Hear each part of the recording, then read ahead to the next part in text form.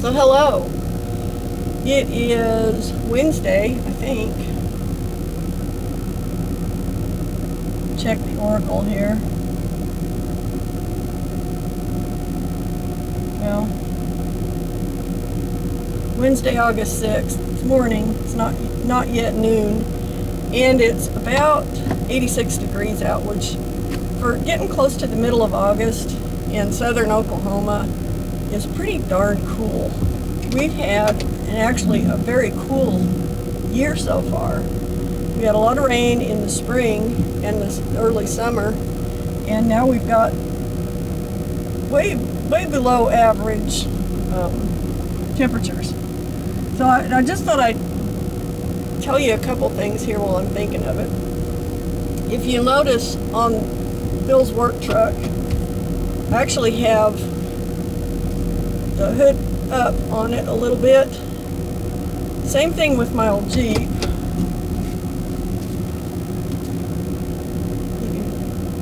can see that under the carport there. The hood's up and there's a light on in there. I keep one in this truck too under its carport. And this is because the pack rats this year have been destroying vehicles out here left and right. They chewed up my Jeep, they chewed up Emily's Jeep, which was Bill's old Jeep. She came and got it the other day. They had to replace the fuel pump because a rat had gotten in there and chewed wires on it. And I had a light in it, and I had it, but I moved it around a little bit. So evidently, at some point where I stopped at mowing or whatever, one of them got in there and decided to make lunch out of their wiring. The other thing I kind of want you to see is if you look right over the top of Bill's work truck, which is for sale, by the way. I'm trying to get it sold so it doesn't just sit here and rust or something else doesn't happen to it before I get it sold. So I'm trying to keep it in good condition. But above that, you'll see a little antenna sticking out. Well, I did a thing. Let me go ahead and get turned around and get going here. So I'm going to run up to Rush Springs and get some cantaloupe from the farm stand up there. I had some the other day. I got one last week and it was really good. So we'll go see if they've got any more good ones, and maybe if they got cherry tomatoes I'll get those too, because my brother-in-law got some from there that were awesome. They were so good. But I got a couple of regular tomatoes there last time. They weren't all that great. I mean, they were okay, but they weren't spectacular. But the cherry tomatoes he got were wonderful, and of course they were out of those by the time I got there. So, but I'm going to go up and check and see what's going on here. Oh, I guess if I was really smart, I'd turn on my microphones. Good Lord. So annoying. I hate it when I forget things. Hopefully there's enough. I'm going to go back up and restart this, I guess. Well, no, I'll just go with the flow here. If it's bad, I don't know, I'll put writing over it or something so you can tell what I was saying before. Is it working? Should be. Okay. Oh, gosh. Yeah, okay. So anyway, so last spring or last fall or last summer, I don't remember which, obviously back when Bill was still alive, we went to an estate sale down in Duncan, and he bought a whole bunch of ham radio equipment at this sale. And he bought it not so much for resale, I mean, you know, it could have been, but he bought it mostly because he was interested in it, but he just never felt like messing with it. By that point, he was going downhill. So I've got all this ham equipment sitting around. So I decided to start learning about ham equipment and setting it up and all this. So basically, I've got a little ham station set up now, and I go this Saturday to take my technician's test so that I can actually transmit. You can listen all you want without a license, but if you want to transmit anything, which I don't know if I do or not, but I thought, you know, it might be a good thing for me to actually go and make the effort to get the license for a couple of reasons. I mean, the biggest reason is that way if I want to talk, I'll be able to, but also to work my brain, you know, because I'm having to learn all new stuff. I don't know anything about electrical stuff, electronics, radios. I mean, I used radios at work for years because I was a dispatcher and a cop, so obviously I used, you know, radios. But that's my only experience with them, really, aside from just CBs when we were kids.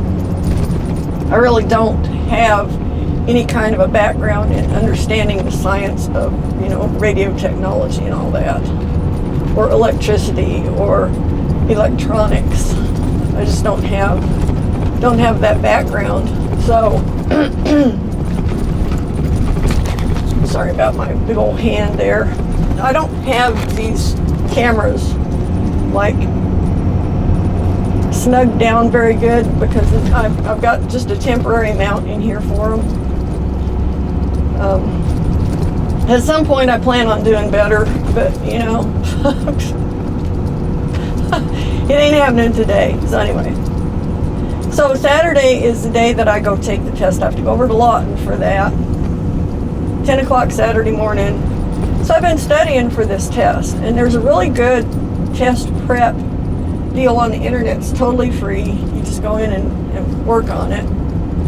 And you can take repeated practice tests. So that's what I've been doing for the last 2.5, 3 weeks. I started at 0, and now I'm to where I can answer almost all of the questions on the test almost every time. So, like, I'll take the practice test 3 or 4 or 5 or 6 times and get it, ace it 100%. Then I'll take it again and miss a question or whatever. But I've been doing this, and I'm getting to the point where I'm not just trying to remember the answers to the questions, which obviously you need to do that, but I'm also trying to understand what the questions are actually asking and why, so that I can actually have an understanding of, you know, why is this important and what does it mean? Because otherwise I'm not going to remember this stuff, you know. So I can memorize the answers, yeah, but you know, it's like going to truck driving school. You memorize the answers for the test, and then you do your best on the test, and you pass, and then you forget it. Well, some of the stuff on the test I'm probably going to need to know because it's technical stuff that affects, like, how you set up your station and all the stuff, you know, practical application. So I've actually been trying to learn about it, not just skim through just to pass the test and then ignore the rest, if you know what I mean. Like I would do with other stuff. Like I mostly have done with other stuff. In the work world, even in police work, you know, they dumb down these tests so that an idiot can pass them if they just pay attention a little bit during the class. And you learn the stuff, and then, you know, you pass the test and you forget it. That's kind of how it works. So I've actually taken the time to really, like, if I see something and I don't understand what the question really is, I'll look it up and just try and figure out, well, what is the distinction between this and this other question that looks similar to it. And there's a question in there that I kept getting wrong time after time after time, two of them actually, that were kind of the same question but about different components. And it was like I didn't really catch the distinction between the two. One is about automatic transmissions and the other is about remote transmissions. I wasn't distinguishing between those when I'd read the question. So there's a difference between automatic transmissions, which would be like repeater operation. It's just an automatic thing. And then there's a remote operation, which is they describe as transmitting or controlling your radio through the internet. So it's a remote access as opposed to just an automatic setup, because a repeater is set up to automatically repeat the transmissions that come into it on its reception side, and then it'll transmit it out on its transmit side. Is what repeaters do. So I had a basic knowledge about repeaters. I knew kind of what they were and what they're kind of for. when I was a cop, because when I was up there, I was working in a county that's bigger than the state of Connecticut. And when I first started dispatching, we were using analog radios, which I actually prefer over digital, to be honest. But in that big of an area, you have to have a repeater to get your signal out there, whether it's analog or digital. You have to have a repeater set a distance away, and then another repeater set a distance away from that one to spread it around the whole area. It's like a network of repeaters. So when you say something on the radio, like if I was talking to some guy out in the county, if there was a deputy out in the county or whatever, I didn't talk to the county very often because I was a city dispatcher, but once in a while we did. And if you didn't have the repeaters, you wouldn't hear what they were doing, and they couldn't hear you, because your signal only carries so far without being picked up and retransmitted. So that's what the repeaters were. And the repeaters were usually on the high peaks, highest spots in the terrain, so that it would get the farthest, they could get more bang for their buck by having it, it would transmit farther with no obstructions, from peak to peak or hilltop to hilltop. So that's what the repeater was. So I was familiar with that concept. I didn't really understand any more about it than that, but repeater activity is an automated process. It's not like somebody sitting there and they take in your call and then they retransmit it like a third party deal. It's not like that. It's just an automatic function on these repeater stations. So I kept getting snagged up on that, between the difference between, because it wasn't registering with me, the difference between automatic transmissions and remote transmissions. Finally, it clicked with me yesterday. I was like, duh, there's obviously a difference here. So then I understood it. Now I can remember it. I couldn't remember it before because I didn't have any frame of reference. I wasn't connecting it to anything in real life. Now I know, it's easy. So this is what I've been doing. I've been going through all these tests and taking them over and over and over again. I started out testing, even when I first took it without any prep, I passed it. I got a passing grade. But I knew enough about, I could logically figure out stuff, a lot of it. But to get, I really do want to ace it. If I'm going to take a test, I'd like to ace it or get as close to acing it as I can get. So I'm actually taking it to heart and really studying it. So anyway, that's what I've been doing for the past 2.5 weeks. It's one of the reasons I haven't been out making any videos. That, and I just haven't been feeling it. So today I just kind of felt good about it. I thought, I'm going to go do this. I think I'll run up to Chickasha and get myself a Starbucks and then come back and stop at the farm stand on the way back so that I don't have the stuff in here, And it's on that side of the highway, so it'll be easier coming back. I won't have to cross and recross the highway. So anyway, I think that's what I'll do. So that's what I've been up to. So that antenna that you saw, that I hope you saw, sticking up over the top of Bill's work truck, I actually have that mounted to the side of the carport, and then I've had to ground the carport and the antenna. I've been doing a lot of grounding work, trying to get grounding rods into the ground. You're supposed to put 8-foot grounding rods in, and you start from your house ground and you go, if you use an 8-foot rod, you go about 16 feet and put another rod in, and then go another 16 feet and put another rod in until you get over to your antenna place. So you have to tie all this together. You have to bond all of your grounds. Well, it's all fine and good, but I cannot get the ground rods to go in 8 feet. I can get anywhere between 4 and 6 feet, and then they just stop. And I rented a heavy-duty rotary hammer to actually try and drive these things all the way down in. It just wouldn't go. There must be a layer of sandstone or hard shale or something 4 to 6 feet down. I just can't break through. I can't get through it. So I'm driving them in as far as I can. I tried driving one in, an extra one, at an angle right under the antenna post. right under the mast. So I got a little bit more of that one in, I think. Then I ended up just cutting them off. I mean, I've just got to deal with what I've got. I don't have any way of getting them down there 8 feet, but I got them in there as far as I could get them, and it's just going to have to suffice. I don't know what to say. It's just how it is, being realistic, because I don't have like an auger that I can drill down through the shale layer, drill a little hole down through that. I don't have any tools to do that. And I got a backhoe. I guess I could dig a damn hole and do it that way, but then I'd have to learn how to run the backhoe again. I haven't run it for a long time. Bill showed me. I didn't really. It's one of those things that was like, oh, this is kind of fun. I'll learn how to do it, and then I never did it, so I can't remember. I've got a tractor sitting out here I can't remember how to run. It's been years since I drove a tractor. I'm sure I can figure it out, and at some point I may.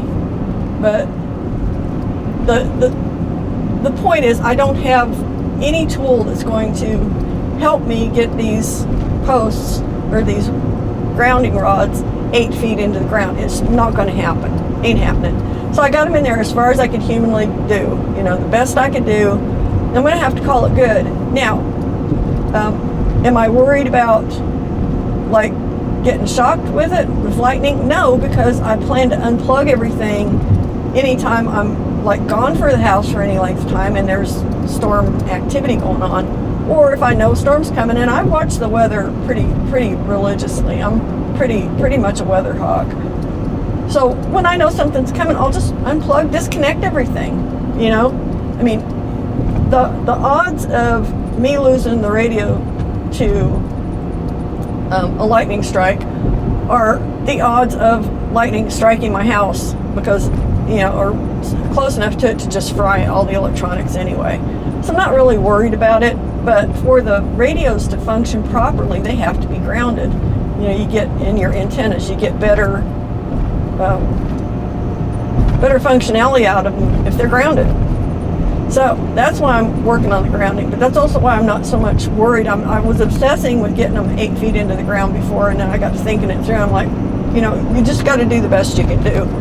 And then for the safety concept of it, I'll just unplug it. So that'll take away that risk, of that happening. So I'm pretty happy with at least getting that in, but I'm still waiting for some more 6 gauge copper wire to show up so I can finish bonding my rods together. I am doing that. I'm bonding them all together because I don't want to create a loop and then screw up the grounding for the house and burn the house down. So I actually had to really study up on that because I knew nothing about it, not a thing, and I still don't know much about it, but I know that this is what I need to do to make it safe, and so that's what I'm going to do. So I've got 1, 2, 3, 4, 5 ground rods. Let's see, 1, 2, 3, 4, yeah, 5 ground rods that I have to bond all together. I've got 3 of them bonded together so far. I'm waiting for the wire for the last 2, and then I'll get those bonded together. And the other thing I'm waiting for is that little antenna mast you saw isn't high enough, I don't think, because I'm not really picking up that much on I actually bought a ham radio. The radios that Bill had bought at the estate sale were high frequency bands, like from, was it 1.8 megahertz to 29 something megahertz. It was a high frequency band. A ham radio is 144 megahertz, 430 megahertz, in that range. It's a different frequency range, so it's a different radio. I didn't know that. I had no idea. So I went ahead and bought myself I didn't buy the cheapest one.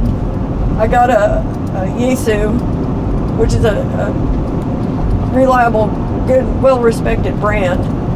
I paid about $400 for it, and it's a mobile radio, but it's fine. I can use it as a base, or in the vehicle if I want to. But I've got it set up as a base. And I'm just trying to figure out the functions of it. I was actually programming in frequencies yesterday. And I've picked up a few transmissions on it.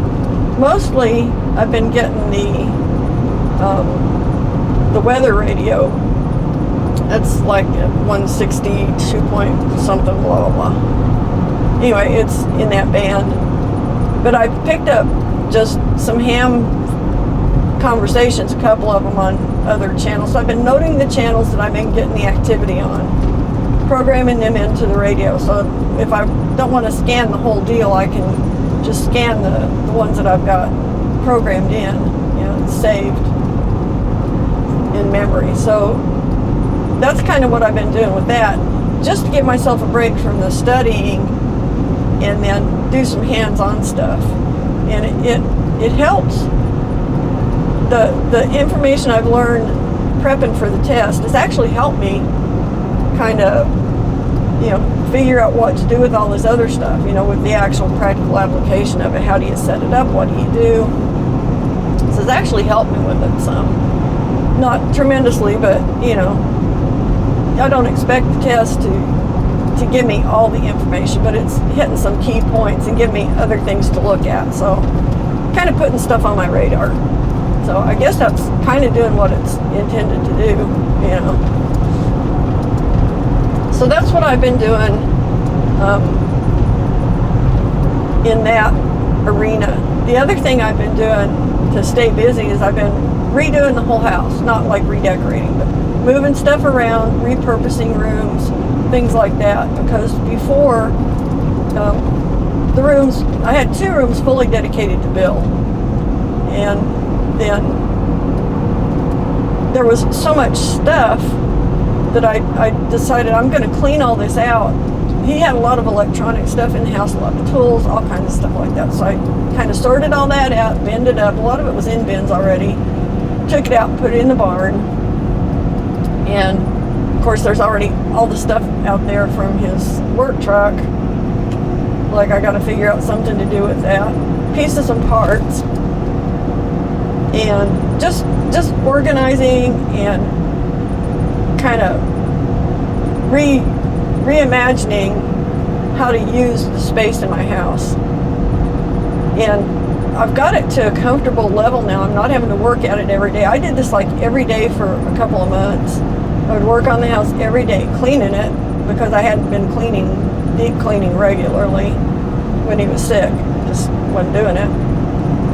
And so I've been doing that, got all that done, got the whole house cleaned really well, and now it's easy to keep up with, it's not a big deal. But that, and then figuring out what to do with these rooms. So what I did is, there were 2, this is a 3-bedroom house. There were 2 bedrooms. Bill was using one as like a den or a TV room, and the other one, it was a guest room, but he had all his other stuff in there. So it's kind of like all this stuff. What I did is I cleaned out both rooms, took everything out, took out the furniture and everything, cleaned them out completely, cleaned them really good, and then I started thinking about how do I want to use these rooms. So the bigger of the bedrooms, it's actually the master bedroom in the house. Instead of being a sitting room, now it's a guest bedroom, and it's really nice. I've got a nice bed in there. I bought, wow, he's in a hurry. I'm doing 70 and he must be doing 80. Anyway, it's the cop in me, ignore it. So, I bought a new mattress for the bed that Bill built. He built this really pretty bed, a wooden bed frame. But the mattress on it was terrible. And when my sister was here right after Bill died, she was she was struggling to sleep on that mattress, and it was so uncomfortable that she actually went and bought a foam, like an eggshell foam mini mattress to put on top of it, just so she could stand to sleep on it. So about a month ago, I dragged the old mattress out of there. I thought I'm just getting rid of it. When I was redoing the room, I dragged it out, got rid of it. got rid of a couple other pieces of furniture that were just ratty and tattered up. There was a reclining chair that basically Molly had been sleeping in, the dog. So it was full of dog dust, dirt. Hauled that off, hauled the mattress off, and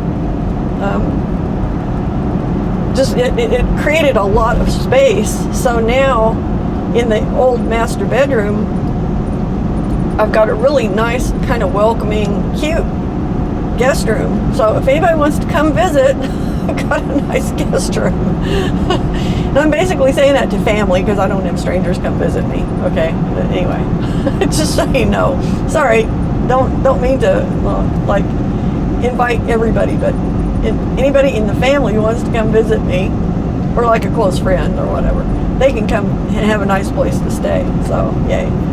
So anyway, I got a really good mattress for that bed, and it was one of the, it's a foam one that they ship to you, like UPS, and it's got all the air sucked out of it, and it's rolled up, and then you wrestle it into the house. It's like 50 pounds. So I got it into the house, got it on the bed, cut it free from its, airtight wrapping, and it took a couple of days for it to fluff up fully, 2 or 3 days, because it's been compressed a long time probably. But man, I went in the other day and just thought I need to go try that mattress and see how comfortable it is. It looks super comfortable, it feels good, but I hadn't just laid down on it. So I went in there yesterday. I thought I'm just gonna get up here and test this mattress out and have a little nappy nap. I laid down. Of course, Tuck wouldn't leave me alone, one of the dogs. He didn't like it. He's like, this is different. You shouldn't be doing this. I don't know why you're doing this, so why don't you get up and quit that? You're making me freak out. He's a nervous dog. So I didn't really like take a nap, but I did get the chance to just lay down on it and enjoy it for a minute. It's super comfortable, which I assumed it would be because I had purchased the same mattress in a different size to put in the travel trailer for the bed in the front end of the little travel trailer, and it's extremely comfortable. So it is an extremely comfortable mattress. So if anybody wants to come visit, I've got a nice place you can stay. So anyway, so I got that room all done. I got rid of all the extraneous furniture that I didn't like, or that I didn't need, or that was just too big and bulky or whatever. And then I decided, okay, I had to decide what to do with the other room. What was the guest room before? It's the smallest of the 3 bedrooms. I thought, okay, I'm going to turn that into my hobby room. I've got a couple of sewing machines. I've got some musical instruments. I've got all this radio stuff. So I've got all this stuff that I like to do. And now it has a home. It's got a place that it can be stored that is actually organized, neat, and clean. So I like that a lot. And then there's a closet in that room. Also, it's where I keep some of my extra linens. So I got all that cleaned out. I probably got rid of like 300 pounds of old linens that, I don't know, I've just had them forever. I just never thought about weeding them out and getting rid of them. They didn't fit the beds I've got now. I still had sheets to fit a California King, which I haven't had a California King bed for 15, 20 years. It's crazy, just craziness. So I got rid of all the extra crap. Man, the house was feeling kind of closed in and crowded before. Now it's nice, it's pleasant, I'm really liking it. So I'm real happy with how it's turned out. So since I got all that done and I'm not working on organizing and cleaning and setting up the house every day, now I've got time to actually dedicate to doing some things that are enjoyable. And I need to do some things that are enjoyable, I think everybody does. You got to have something to do that you enjoy, that engages your mind. You got to have something to do that engages your body, because you can't just sit on your butt. You got to get up, move around, and do stuff, or you'll turn into a big old fat mushroom, So that's what I've been doing. I've been trying not to turn into a big old fat mushroom, and I've been trying not to let my brain just, go to places it doesn't need to go and dwell on stuff that it can't change. So this is my cure for you know, what ails me. I'm going to move this camera again. I'm sorry, here comes a big hand. Ugh. Okay, there we go. It's just moving gradually. I'll probably have to do that again before we get back. You know, these people are in such a hurry today. I'm just not, but I keep getting these people roaring up behind me like they don't see me in this lane. You know, they don't think ahead. They don't plan ahead at all. They just drive like idiots. So, you know, I'm sorry, guys. I'm sorry you're such ding-dongs. Thing about driving that I learned a long time ago, one of the most important things about driving is look way down the road ahead of you. So you know what's down there, what obstacles are coming up. You know what I mean? A lot of people drive right here, and they're the people who run into shit because they don't see it in time to stop, because they're not looking out far enough to see it in time to stop. So yeah, it's kind of it's my driving tip for the day. You're welcome. So anyway, back to the antenna situation. That antenna's, I mean, it's okay, but I think I may pick up more channels if it's higher in the air. Now, I've been reading about this. The higher you can get an antenna, the better, and it has to do with the frequency of the channels you're trying to pick up and how large the frequency is in meters. So, say you've got a 6 meter band, well, 6 meters high, basically your frequency waves are about 6 meters long. That's what that means. Your 10 meter band, it would be 10. Your 2 meter band, well, that'd be, you know, 2 meters, about 6 or 7 feet. If you can get your antenna up high enough that it's like a certain percentage of the band you're trying to reach, you have better reception on your antenna.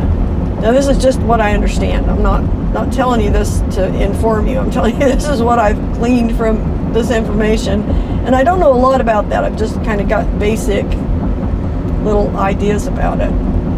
But, so I did this thing. I've been doing a lot of things lately. I've spent way too much money doing this stuff. But there is an end to it. I mean, it's like I just spent the last bit of money I need to spend unless I want to find myself a good antenna for the high frequency radio. And right now I'm playing with the dipole antenna on that, so I'm not worried about it. I had to buy an antenna tuner for that though, because you have to tune antennas. I never knew that.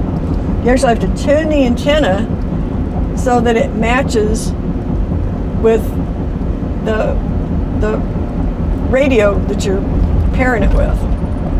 So anyway, I ordered an antenna tuner yesterday. I also ordered, a couple days ago, I ordered 27-foot expandable mast pole. So basically it's in 5-foot lengths, 5-ish foot. So I can mount this pole and I can put my antenna on it and then I can run it up in sections. So I don't have to get on a ladder, because the other one, to install it, I had to get up on the ladder, you know, but I could only go so high with it. That's all the pole I had to work with. But I didn't really want to go any higher than that because I was already pretty high up on the ladder to get that one in. So I'm thinking, okay, I need something where I'm not climbing up and down on a ladder, you know, increasing the risk of, you know, like killing myself falling off a ladder. Don't want to do that, really. You know, really don't. So I ordered this 27-foot antenna mast. So I'm gonna have my antenna, instead of being like 14 feet, which I think it is now, I think it's at 14 feet, the bottom of it, it'll be at 27 feet. So I'm gonna get double the height that I've got now. So that should give me better reception on the this is for the ham radio, for the 2 and 6 meter bands, or the 2 and, I think it's 2 and 6, anyway, for the ham radio bands. The other thing I've been working on with antennas, I just mentioned it, for the high frequency radio, is a dipole antenna. And the reason that I'm messing with that is because, number one, it's cheap, and it's a kind of thing you can do yourself. You don't have to buy an expensive antenna, which I don't really want to buy any more expensive equipment. You know, I don't even know what expensive equipment I need, and I don't really want to buy a bunch of stuff that I don't need, so I'm not really wanting to just buy an antenna, because I didn't understand anything about antennas. Actually, the first antenna I ordered, I had to send back because it was totally the wrong thing. Had nothing to do with the radio that I wanted it to work with. Okay, I'm going to run in here and get this. I'm not going to run in. I'm going to drive around and get this. Just make sure I'm not hitting the curves going through here. They make this little skinny at Starbucks. They like little foreign cars. They don't like big pickups. It's okay. I'm skilled. I can do this.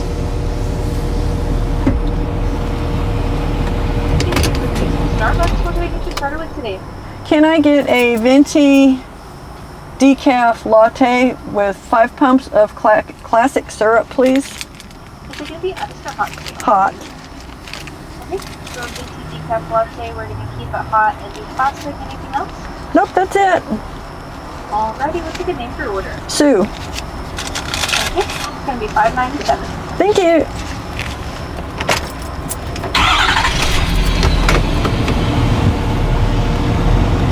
That's crazy, ain't it? $6 for a cup of coffee. I remember when coffee was 25 cents a cup. Of course, it wasn't this coffee. It wasn't this kind of coffee. It's kind of like comparing apples and oranges.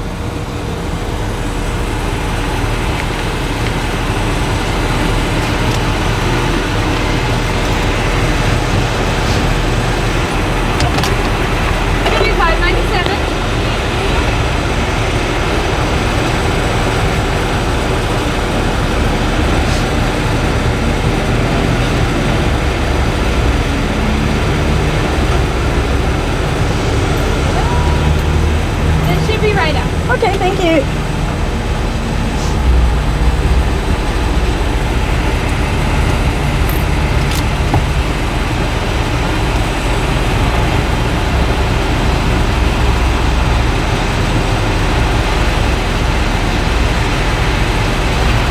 Thank you. Have a good day. Have a good one.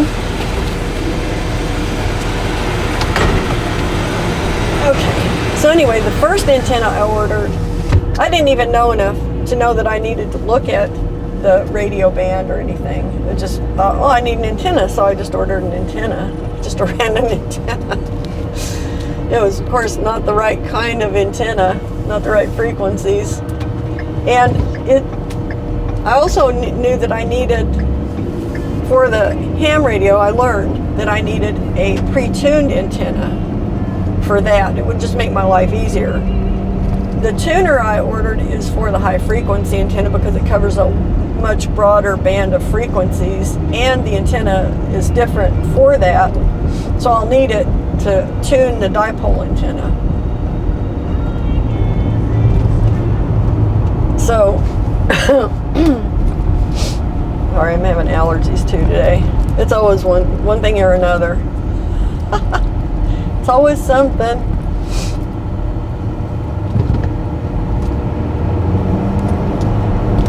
So I sent back the original antenna I got because it was not going to work. Didn't match up with the frequencies for the radio I had, and it didn't match up with the frequencies for ham band. Now, I didn't even know at that point that I didn't have a ham radio. I had no idea. I didn't know. You know, things you learn if you pay attention. It's amazing. I thought that the high frequency radio was a ham radio. I thought that was it. I thought that was all I needed. Well, it's not. It's not in the bands that you're licensing for as a ham operator. When you get licensed as, well, I mean, if you're going for the first technician's license, like the basic license is technician, and then there's a license called general, which is a little more advanced, and then there's expert, what is it? Technician expert, or expert technician, or extra, technician extra. So there's 3 levels of licensing now that they do for these radios. Well, if you're just testing for the basic technician license, it doesn't do you any good. I mean, if you want to transmit, you have to have a ham radio. This is a bad freaking intersection. It's a service road running along the highway. Are we gonna sit here a minute? Okay, now we're gonna go across. So anyway, I didn't even know that I didn't have a ham radio. That's how dumb I was about it, how uneducated about it all I started out. I didn't even realize that a ham radio was a radio with specific frequencies, and that those frequencies were like 144 megahertz and then 440 or 430 megahertz, or whatever it is. Anyway, so there's two different bands on a ham radio that you're allowed to transmit in. But you can listen to anything. So whoever, the guy who had these radios, I'm sure probably had the highest possible level of license, and he could use all these high frequencies and all that.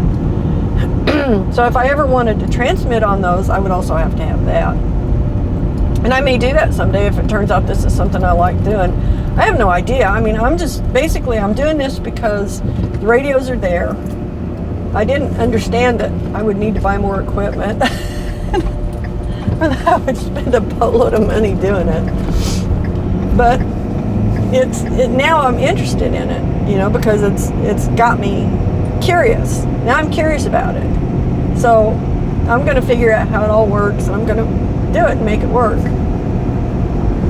I don't think I'm going to have a ton of people out there to talk to, because I'm not picking up very many signals on the ham radio. And I don't know, that's just kind of my feeling about it. But that also may have to do with the antenna that I've got set up right now, the height that it's set at. I may just not be getting out there far enough to, pick up the signals off the repeaters or whatever. And there are like 3 repeaters in my general vicinity, like within 30 miles. So I'm not sure. I'm just going to have to learn. I'm in the learning stage of all this stuff.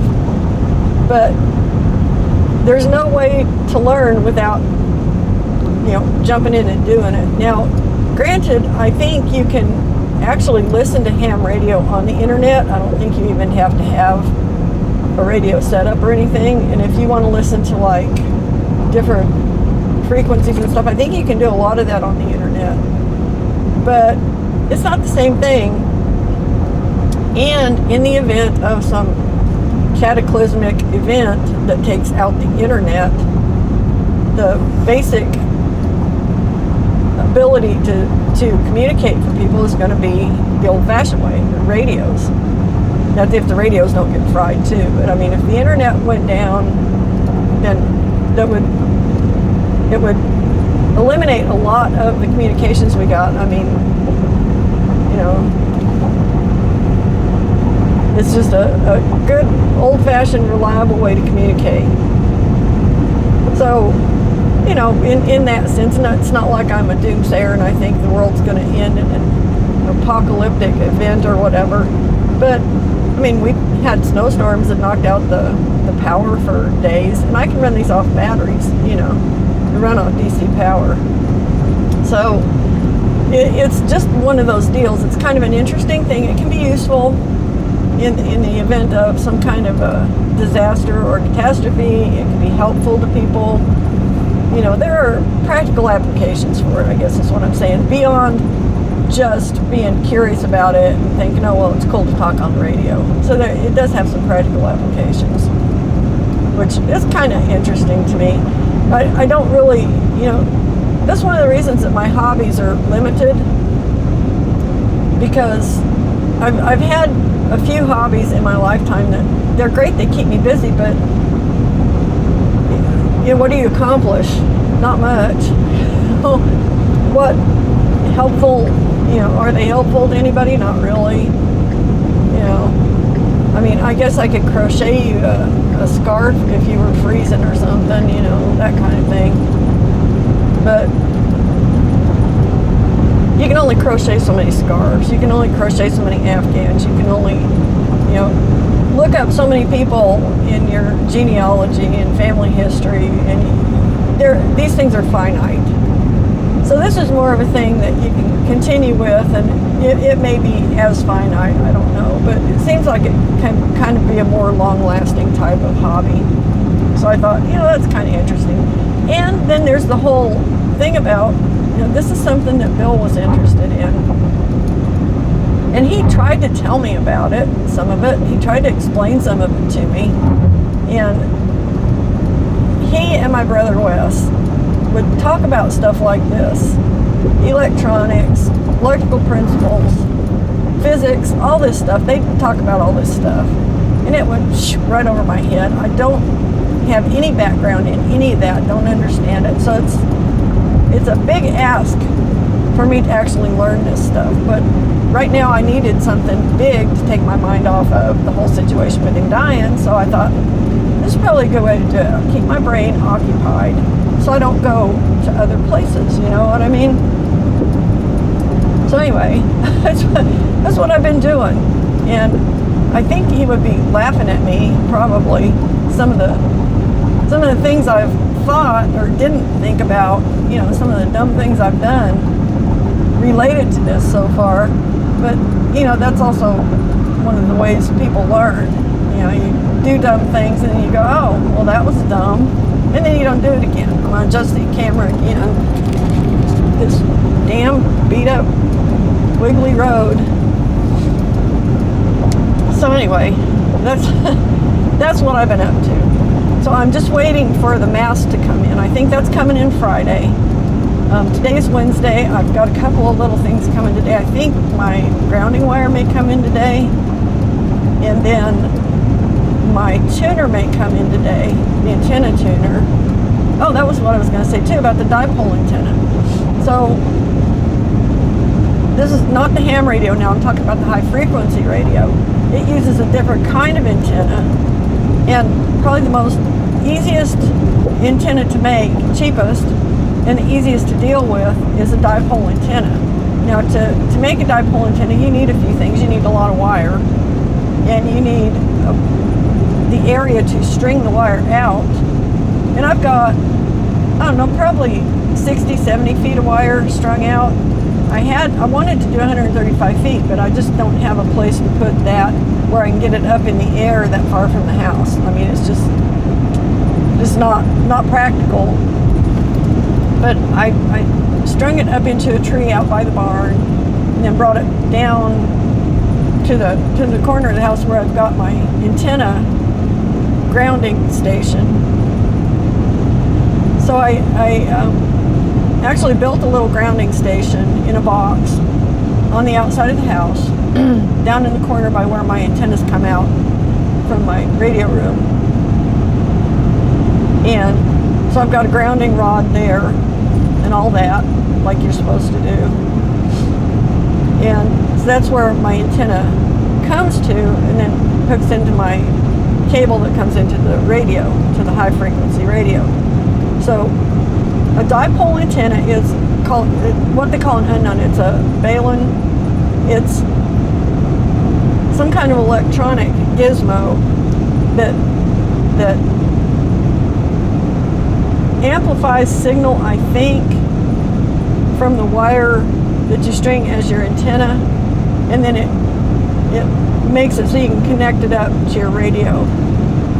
And high frequency signals all have different lengths along the length of a wire for reception for their frequency. And so if you want to use a dipole antenna, you can use it for different frequencies. You just have to tune it. If you got an antenna tuner, it will match your antenna to the frequency on the radio, so that it'll actually work for you. So it's kind of a multi-use antenna. Instead of having 14 different antennas, you can have one and hopefully get at least some of your radio signals on that with the amount of space you have to string out the wire. So anyway, So I made myself a dipole antenna, and then once I get the tuner, I'll get that tuned in and see if it works. I mean, it's actually working because I'm picking up signals on the high frequency radio. I'm just not picking up any signals that I can actually tune in on and actually hear. So I'm getting a lot of signs that it's picking up transmissions, but it's just too far away or too weak for me to actually understand, you know. So hopefully I'll be able to tune it and then, you know, tune it to the different frequencies and get better reception. That's what I'm hoping. And it's all just an experiment because I've never done this before. And I don't know very much about it, as you can tell. I'm pretty ignorant about it, but I'm trying to learn. So that's the deal with that.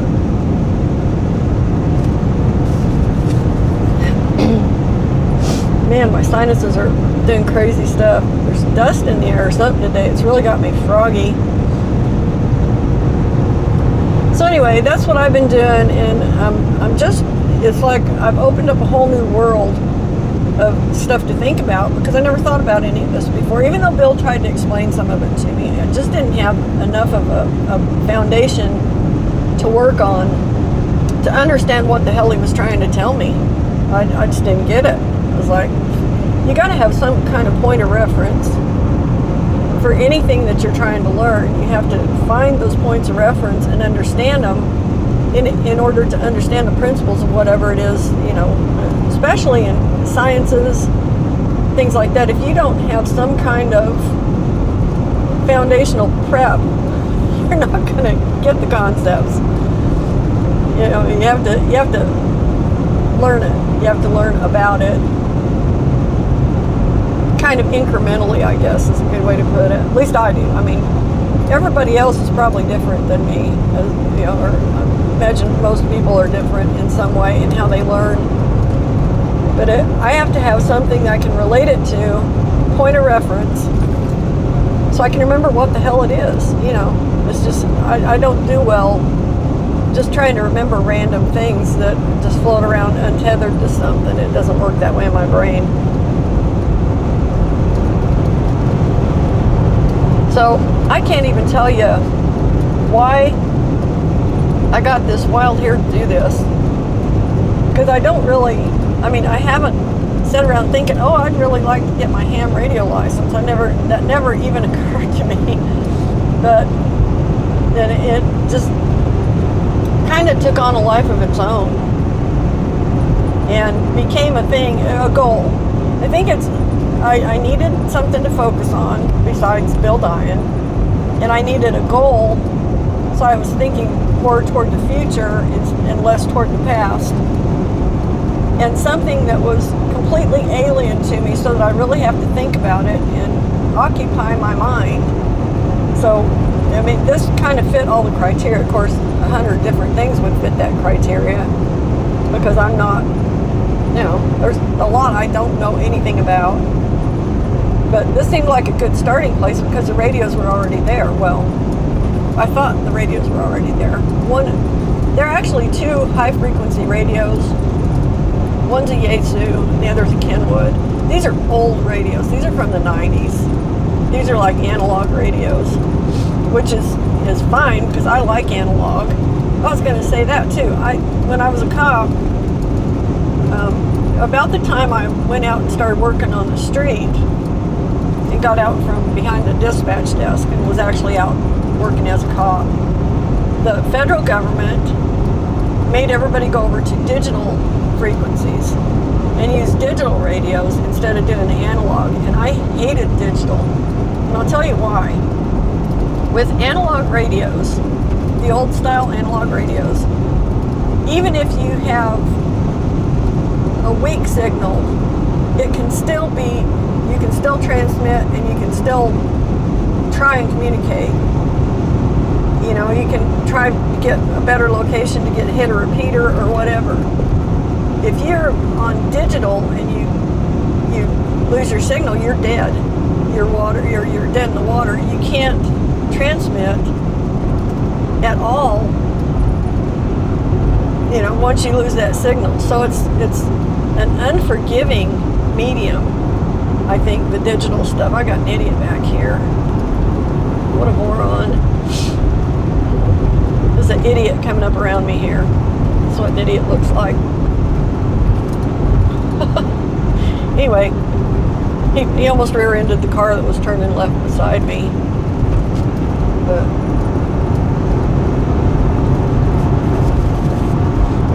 so, like, when I was dispatching, if the guy's out on the street, if they had a bad radio signal, I could still hear them calling me. It was a little scratchy and it was hard to hear, but I could turn the radio up and adjust it, and most of the time I could figure out what they were saying, or at least enough to get them the help they needed, you know. With the digital, no dice. You get in a dead spot and you're just in a dead spot. You might as well just kiss your butt goodbye if you needed help, because you weren't getting it. And that's the problem I have with digital radio. So I think it's interesting that just by happenstance, this Yaesu that I ordered, this brand new ham radio, is an analog radio. I didn't even know that, and I'm really glad it is. I had no idea. I didn't know that. So it is an analog radio, which I much prefer.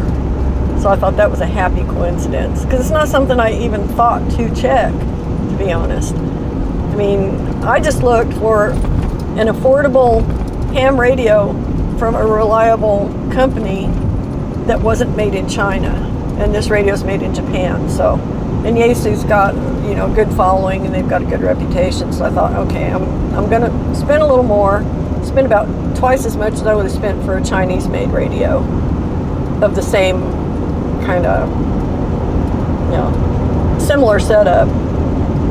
So anyway, it's an interesting kind of hobby, and I'm hoping it'll be kind of useful. So I'm going to stop up here at this farm stand and go see if I can get a cantaloupe and maybe some cherry tomatoes. They probably won't have cherry tomatoes. I'm probably just SOL. I don't want watermelons. I don't care about watermelon. I could care less.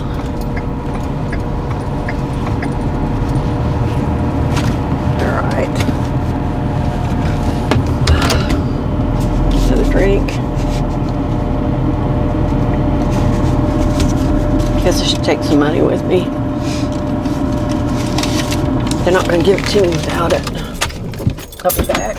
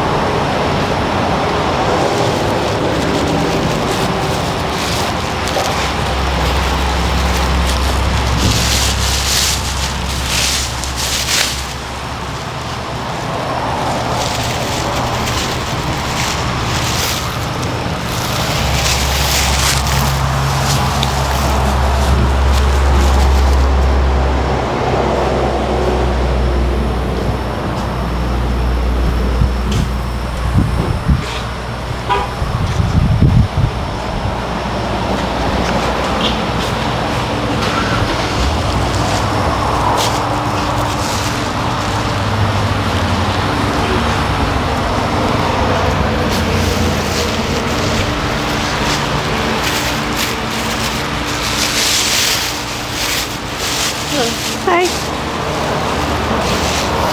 That gonna be all? Yep. $14.74.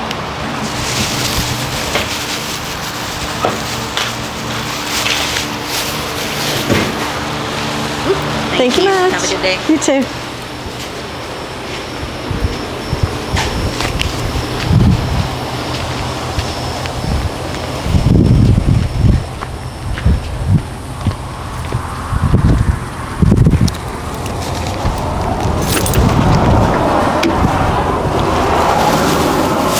Okay. It's freaking awesome. I am utterly thrilled. I got 2 little deals of these tomatoes. The ones that I wanted last time that they didn't have. I'll show you. They're expensive, but they're so good. It's these little kind of oblong cherry tomatoes. Oh, the ones John Wayne had were so awesome. I hope these are as good. They should be. And then a cantaloupe. Nice cantaloupe. Nice big old cantaloupe. Smells so good. Oh my gosh. If you ever buy cantaloupe, buy it by smell. If it doesn't smell good, it's not going to taste good. You should be able to smell a fresh cantaloupe.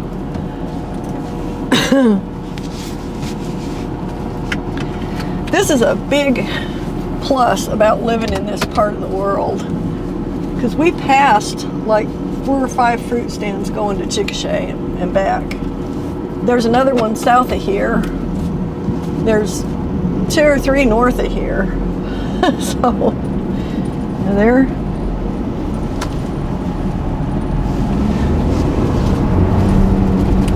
Yeah, that's a big plus. Having access to like really good, oh, there we go. Having access to fresh farm raised stuff, you know, locally grown. That's nice. They had a buttload of watermelons in there, but I'm just not a big watermelon fan. I mean, occasionally I like a bite of it, but I'm also not good at picking watermelons. I'm good at picking cantaloupes. Bill was good at picking watermelons. I still didn't like it any more than I do now. So, yeah, I'd have a bite of it, but mostly the chickens benefited from the watermelons we bought. We'd eat a little bit of it and then feed them the rest. Which, if I really wanted to, I guess I could buy them a watermelon, but I've been giving them bits of cantaloupe and stuff. They actually like that stuff pretty good, chickens do. So they get their treats. I spend a lot on chicken food for 1 egg a day, because I've got 1 hen still laying. I think I got another one that's still trying to lay, but she's at the end of her laying years. Most of my chickens are old. And no, I'm not going to butcher them either. I figure they gave me an egg every day for all those years, you know, that they were able to do it. I'm not going to thank them by butchering them. I'm going to let them have an enjoyable retirement. You know, they can live out their natural life and still get treated the same. I'll still feed them and take care of them. You know, they've been taking care of me. I'll take care of them. I don't mind the idea of growing meat to eat. I just don't really want to know personally the creatures I'm eating. That's how I look at it. I just am not interested in doing that. Bill used to talk about getting a feeder calf. And I was like, no, I don't really want to. You know, if you want to, you go ahead, but I'm not going to have nothing to do with it. Because if we're going to eat it, I'm not going to go out there and make a pet of it. That's what I tend to do with critters. I make pets out of them. I'm like Ellie Mae on the Clampets, you know. Bill was a lot that way too. A lot more actually than I am, because he'd make pets out of everything. Possums, armadillos, whatever he could lure in, you know, and turn into a pet. He'd do it, by gosh. He would. It was just kind of funny.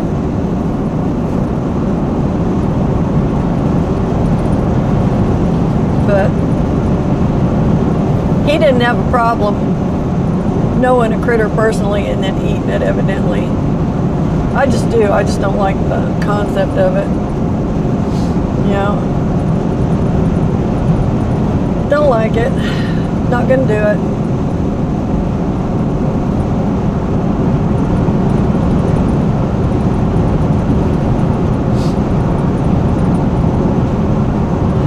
looking at elevations, thinking about radio towers and all this. The city of Marlow basically sits down in a hole. And I'm up on a hill, pretty high up above it, on the side of this hill, which is really hard to gauge how big the hill is. You can see it from a couple of places. You can see how big of a hill it is. Like if you're on the south side of Marlow, on Railroad Street, you can see this hill and see how high it is. But it's kind of hard to tell because this is mildly hilly country. It's not like, you know, rugged peaks or anything, obviously. It's just rolling hills. But I'm on high ground, good and high ground. So I was checking the elevation of it. I got curious when everything was flooding down in Texas and they were saying it was going to start flooding up here. I thought, well, what if Marlow flooded? You know, do I have to worry? No, not unless, you know, it's like the biblical flood, because I'm actually 80 feet higher at my house than Marlow is. So, I mean, that's a pretty big elevation difference in country that looks like this. You know, you can see out in front of us, it looks pretty flat. It's not flat, it's rolling hills, but it's hard, it's deceptive. The difference in elevations are very deceptive. So I got to thinking last night, well, I'm 80 feet higher than Marlow, but I'm still trying to get signals over trees and stuff that are, you know, down by the road. I'm high enough. If I get that antenna high enough, I'll have a straight shot over the trees, maybe to the repeater over by the lot. We'll see. So I thought, okay, I'm going to get the highest extendable mast that I can get without breaking the bank, you know, without spending too much money on it. Because I've already spent enough money on all this stuff. I don't need to be spending any more money on it. But I thought, okay, this will be my last, you know, big expense on this until I get everything else figured out and start understanding what I'm doing. Because if I add 30 feet to that 80 feet, that would put me, what, 110 feet above Marlow. And I should be able to hit whatever's around, whatever repeaters are around, because there aren't really any hills between me and these other places that are higher than where I'm at. So, you know, we'll see. We'll see. The other thing about it is, on a mast like that, it'll get it well up above the roof line on my house, so I can maybe get some stuff from the other direction too, from the east, because I got the antenna out on the west side of the house. So that might improve my odds of getting some signals from over, like off of I-35 and stuff. That region over that way.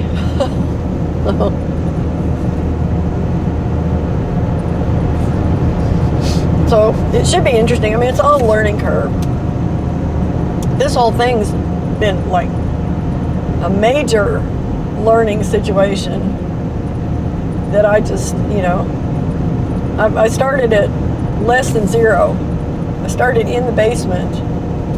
So now I'm actually starting to understand some of the concepts. Nothing too great, because I don't have, you know, I've only been looking at it for like 3 weeks, and I've been concentrating on what's required for the testing. Obviously, that's an important thing. If I'm going to take this test, I intend to pass it the best I can. So, and no, I'm not driving slow. I'm driving the speed limit, in case you're wondering. Other people are not. Let's put it that way. They are not. So these people are downright in a hurry. I hate sitting here and making left-hand turns. I was afraid I'm going to get rear-ended. These people come flying into town and they're not looking down the road. Oh, there went my cantaloupe, damn it. Gosh dang it.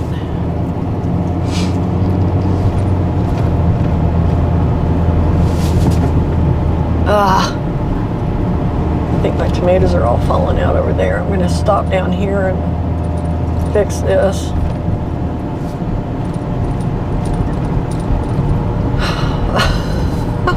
Damn it. Damn it, damn it.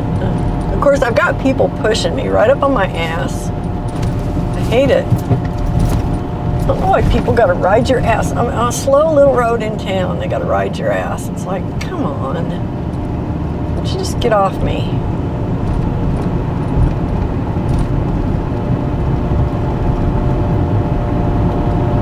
Annoying. Man, that place is always for sale. That place has sold 4 or 5 times since it was built. Okay, get off my ass, please. Get off my ass. What a jerk. Ugh, people. Now I gotta go over here and see if I can do this without breaking my cantaloupe.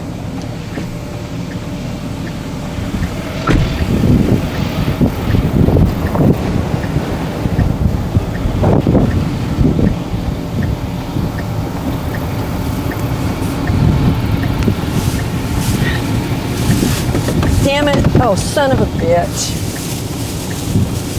God damn it. Sorry for the language, guys. All my tomatoes just fell out on the ground. All my beautiful tomatoes. It wasn't the cantaloupe that was falling, it was tomatoes. And then I split my arm trying to reach around the door to keep me from falling out.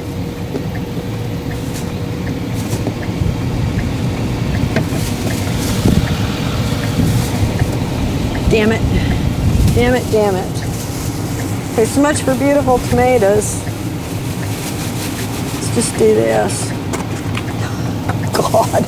At least the cantaloupe didn't fall out and burst. So that's something. That's a good thing. All right.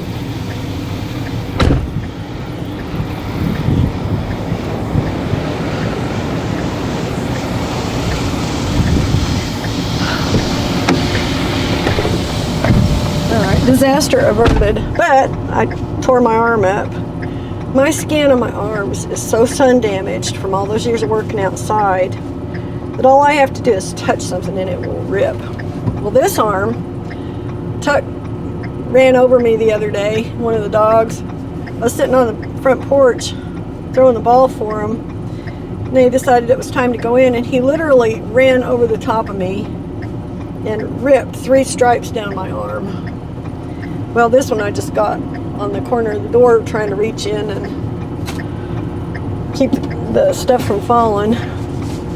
Where are these people flying through here doing 40 miles an hour?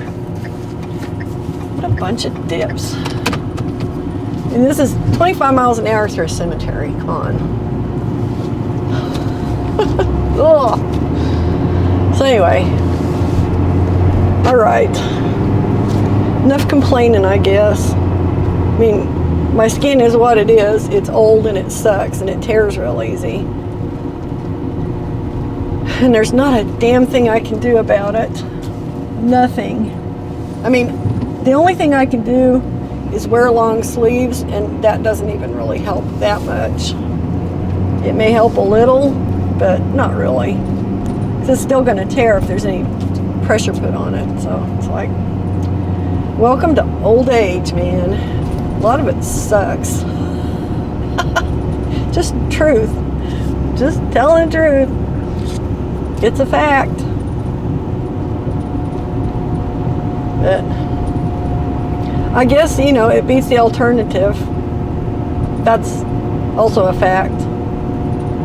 So even with the crappy stuff that I'm dealing with, in some ways, I'm glad I'm alive, you know. I hope to stay alive until I'm supposed to die. You know, I think we all do. Maybe. I hope. I don't know. I'd kind of like to live to be 100, which is a weird thing to say, in a way, because it would mean that I would mostly just be lonely for the last 10 or 20 years of my life. And probably have to be, like, warehoused someplace. I don't know, though. I'm pretty spunky. I might be able to live alone till I die, you know? I might do just fine. I mean, you know, I don't know. I'm old, but I'm not old old as a person could get. And when I'm in my 90s, it might be a different story. But, I mean, right now I don't feel too impaired by my age, except for mostly my skin. My skin is just delicate on my arms. And as annoying as that is, it's not like a debilitating thing, it's an annoyance. It can be aggravating and irritating and kind of painful sometimes, but you know, it heals. It's not a permanent condition, but it is definitely a situational issue. But it's not like I can't get around. I'm not getting slow and creaky yet. So, like I say, I'm old, but I'm not ancient. I'm not quite an antique yet. I'm just more vintage. I'm definitely vintage. Definitely vintage. Sorry about these cameras moving around so much. These roads, this road in particular is super rough, and they've burnt the weeds out on the sides of it with some kind of chemicals. I wonder if they're fixing to repave this. I wish they would. It needs it. It's getting really bad. The last time this road was really paved was a couple years before we moved down here, so probably 2007 or 2008. That's a long time to not be maintained or to be resurfaced.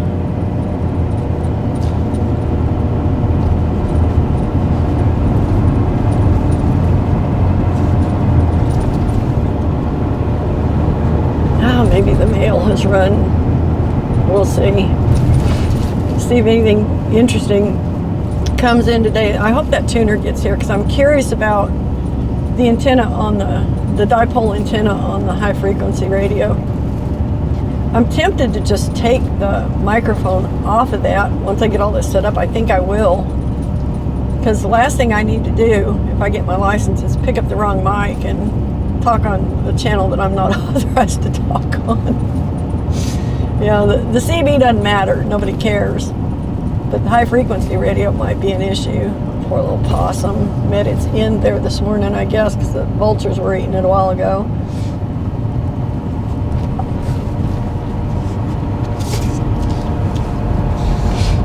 All right, let's see if we got anything. May not have run yet. It's not quite noon.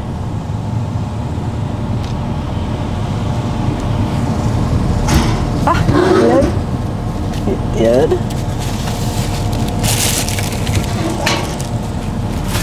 Right. Gate opening. Alright, so anyway, that's what I've been up to. Sorry about that. I have to keep readjusting stuff. Anyway, that's the interesting stuff. Well, interesting to me anyway. Interesting stuff to me that I've been doing lately. And hopefully, I'm just going to leave that open for a while because I might get something coming in, FedEx or something. Hopefully I'll have good news to report Saturday after I take this test, because I'm hoping to pass it and get my basic ham license, which would be nice. Is that a dove? Yeah, it's a dove sitting there by the driveway. The other day I came up here and there were two little quails crossing the driveway in front of me. So I've got quail up here. I was seriously thinking about bringing my electric light over here for this truck and plugging it in with the other truck. I don't know, maybe. Instead of carporting it all the time. I don't really have to carport it right now because the weather's mild. I mean, we're not expecting any kind of precipitation or anything for a while. Can I reach it from there? Probably not. Oh, I'd have to scoot over closer. I can do that, I think. I've been trying to get this old truck sold. In a way, I hate to do it, but it needs to go. It needs to go to a new home. So anyway, oh well, that's all I got today. I will get this edited up and get it posted, I guess, sometime this afternoon probably. So thanks for watching, and I'll see you in the next one. Bye.